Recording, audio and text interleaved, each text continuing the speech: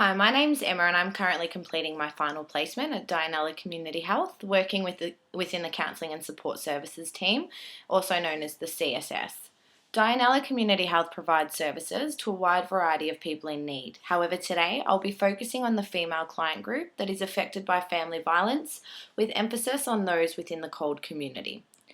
Introduction to Dianella Community Health. So Dianella Community Health is a community health provider in the City of Hume. Dianella Community Health is a registered not-for-profit organisation that's independent of government. The agency delivers primary health services to a wide variety of people within the Hume area. The organisation operates across multiple sites including Craigieburn, Meadow Heights and Broadmeadows. Dianella has strong links with the City of Hume, the Department of Education Early Childhood Development, Dental Health Services Victoria, the Department of Health and Ageing, the Northern Hospital and local non-government agencies such as Berry Street and Women's Health in the North, which is known as WIN. So the CSS team. The Counselling and Support Services team provide counselling, support, social work and emergency relief for people living and working within the Hume area. It's a free confidential service for individuals within the community and does not require a primary referral. Additionally, the CSS offer a small number of support groups which range from mindfulness meditation to family violence groups known as Looking Forward. The CSS is funded through a variety of funding sources, however the Community Health Fund by the Department of Health is the most predominant. Counsellors work across 3 different sites and can be accessed Monday to Friday 9 till 5. The demographic of Hume. Hume suburbs consist of Broadmeadows, Dallas, Coolaroo, Camberfield, Meadow Heights, Jacana and Sunbury, which all fall into some of the most disadvantaged suburbs in metropolitan Melbourne. There is a strong influence of CALD backgrounds, with Turkish being the most predominant language spoken at home, followed by Arabic. In 2011, 32% of Hume's community was born overseas, and of that, 27% came from non-English speaking backgrounds, according to Hume City Council 2015. Religion within the Hume area is also diverse, with Western Catholic representing 34.4%. The next largest religion is Islam, which represents 15.9%. This is large compared to the proportion of Islam in Greater Melbourne, which sits at only 3.6%. These are just some basic statistics that emphasise the diversity within the Hume area. Main client group. There is a great number of presenting problems that arise through general counselling. However, for the purpose of this assignment, I'll be focusing on the female client group who are experiencing or survivors of family violence. So the Victorian Family Violence Protection Act 2008 defines family violence as a behaviour by a person towards a family member to be physically, sexually, emotionally, psychologically or economically abusive, is threatening or in any way dominates the family member to feel fear of safety or well-being. Family violence is also a behaviour by a person that causes a child to hear or witness or otherwise be exposed to the effects of the above behaviour. Family violence is an ongoing issue, and there's a range of issues that are faced by the client group on both an individual and a structural level. So issues faced by the client group individually. According to Marcus and Brath 2007, domestic violence is associated with a range of health problems and is the single biggest health risk to Australian women aged 15 to 44. Whilst violence against women covers a range of behaviours perpetrated against them, existing evidence overwhelmingly demonstrates that family violence and sexual assault are the most common forms of violence against women, and the violence is commonly perpetrated by men who know them. This can have significant impacts on an individual's general health and well-being by causing physical injury, anxiety, depression, and impair their social skills. Women experiencing violence may also respond to the trauma of violence in ways that damage their own health, such as substance abuse, social withdrawal, and self-harm caused from feelings of guilt and shame. WIN 2015. Furthermore, women who leave their perpetrator are often forced from their homes in order to escape the violence. This places them at risk of homelessness and disrupts the social support network, as well as their children's schooling and their children's social networks. Family violence can have individual long-standing traumatic effects on children, as there is a big association between family violence and child maltreatment and neglect, which is related to a range of negative physical, psychological and emotional consequences. According to the Australian Government 2009.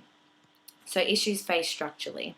Vic Health 2007 states that the key determinants and contributing factors to the perpetration of violence against women are the unequal distribution of power and resources between men and women, and obedience to inflexible defined gender roles, and broader cultures of violence. These structural issues faced by the client group are a part of society's broad cultural values and belief systems. The inequality that still exists between men and women in the workforce is an example of how power distribution amongst genders can encourage catastrophic thinking that women are second-class citizens. Stigma towards victims of family violence is another contributing factor to the ongoing rising rates of family violence. Victims of family violence can often remain in danger and not seek support due to the stigma that surrounds the issue. When looking at family violence, one must also understand that the severity of offences appear to be linked with lower socioeconomic status, age, and cultural groups. Some women may be more vulnerable to becoming victims or less likely to exit violent relationships based on certain factors such as age, location, ethnicity, and their English-speaking abilities. There are several barriers that exist for members of the CALD community to seek support. Research has shown that women from CALD backgrounds are less likely to report domestic violence to police and less likely to access mainstream services because of the perception that these services would not understand their situation or would they respond appropriately. The limited availability of culturally sensitive translators and interpreter support services can also prevent victims from the CALD community from seeking support or from removing themselves and their children from the dangerous situation. Access to support services for refugees and newly immigrated persons can be further limited in instances where the victim is dependent on the perpetrator for residential or citizenship status. So how Dianella responds to these issues. Dianella addresses the individual and structural issues involved for the clients affected by adapting a feminist framework. Feminism is a range of movements that share the common goal of defining, establishing, and achieving politically, economically, culturally, personally, and social rights for women. FUS 2013. Feminist practice within Dianella also means establishing opportunities for women in areas of education and employment and an environment free of their human rights being breached. To respond to individual issues, Dianella offers individual counselling for victims or survivors of family violence. The counselling team use a number of counselling therapies and case management to assist each individual client. Dianella worked very closely with Berry Street and have been granted a significant amount of funding to work with Berry Street clients in a prioritised fashion to help address the high volume of women experiencing family violence. Dianella also runs psychoeducational groups which aim to educate and motivate women involved in family violence to understand the effects and to understand that family violence is not acceptable. To help address the structural issues involved for the client group, Dianella are a part of the Hume Whittlesey Primary Care Partnership, known as the PCP, which support the prevention of violence against women and have included this in their strategic plans. The Hume Whittlesey PCP work to implement effective health promotion projects in the area of prevention of violence against women. These projects include holding community events during the week without violence, assisting and promoting the positive examples to the community that, again, violence is not acceptable. Dianella also have strong partnerships with WIN. This partnership advocates and educates the community on violence against women. Together, these agencies work to develop and strengthen systems and programs that build respectful relationships and social norms. Why the role of social work is important in responding to the issue. So family violence is an ongoing main issue, with 1 in 3 Australian women experiencing physical or sexual violence from a man or an intimate partner, WIN 2015. Social work ethics and values perfectly encapsulate why social workers play a critical role in responding to the issue. Social workers demonstrate respect for human dignity and worth and have a commitment to social justice and human rights.